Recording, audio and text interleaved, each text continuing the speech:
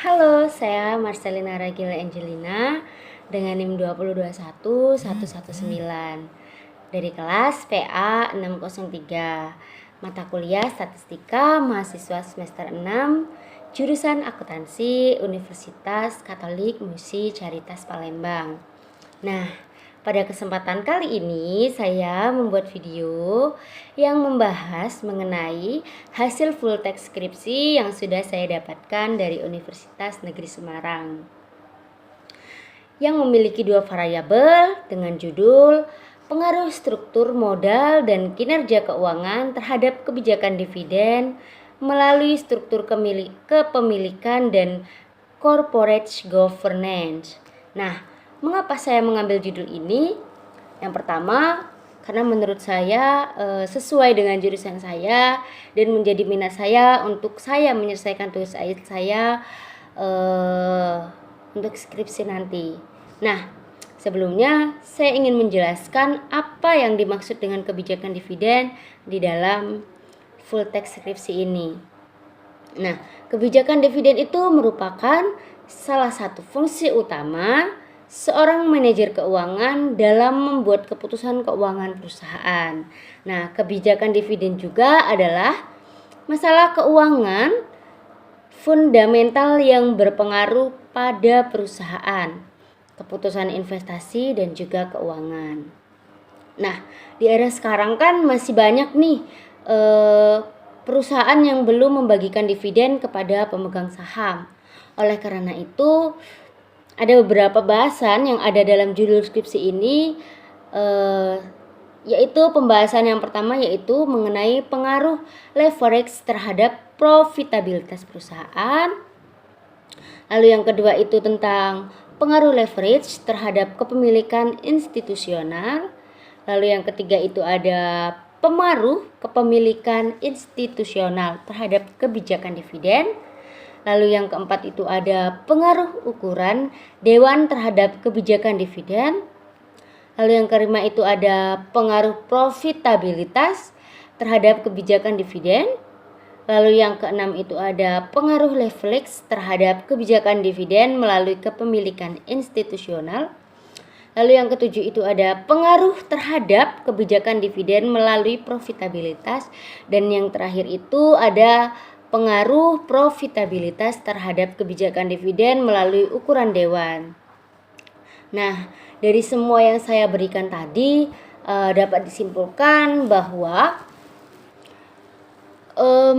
kebijakan dividen itu sangat dipengaruhi oleh tingkat profitabilitas perusahaan. Sedangkan jumlah kepemilikan institusional dan ukuran dewan komisaris tidak berpengaruh kepada keputusan pembagian dividen tersebut.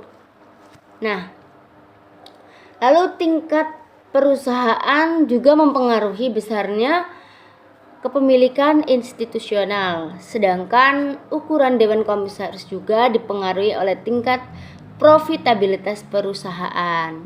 Nah, di sini saya juga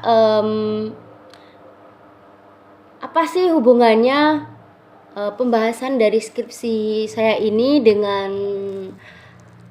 mata kuliah statistika?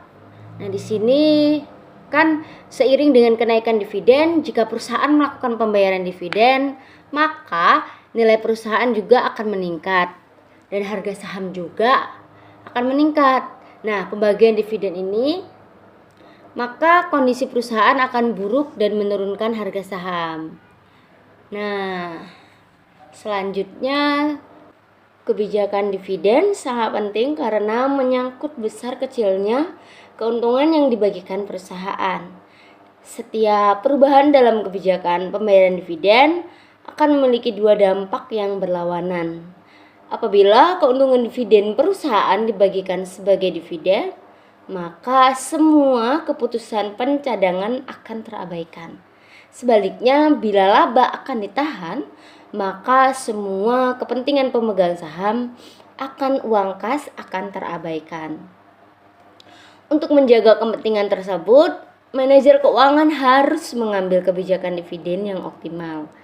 Dengan demikian, pembagian dividen memang sangat penting bagi suatu perusahaan untuk dapat menarik investor yang bertujuan agar kegiatan operasional perusahaan dapat terbantu dengan hadirnya investor. Dalam menentukan pembagian dividen, perusahaan perlu mempertimbangkan berbagai faktor-faktor yang mempengaruhi kebijakan dividen tersebut. Faktor ini dapat berubah berupa faktor internal maupun faktor eksternal perusahaan.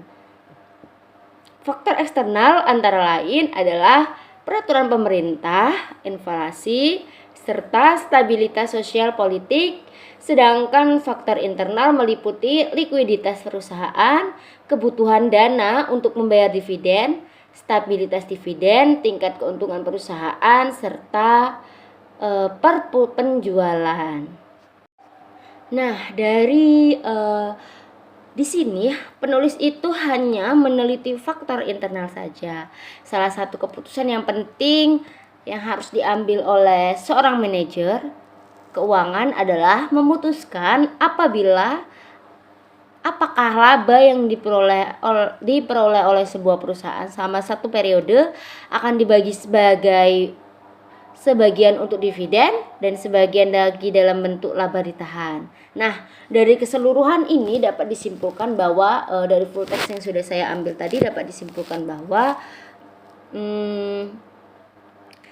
kebijakan yang dimaksud dengan kebijakan dividen itu adalah keputusan apakah laba yang diperoleh perusahaan akan dibagikan kepada pemegang saham sebagai dividen atau akan ditahan dalam bentuk laba, ditahan guna pembiayaan investasi di masa mendatang. Nah, inilah yang bisa saya sampaikan dari analisis full text yang sudah saya cari.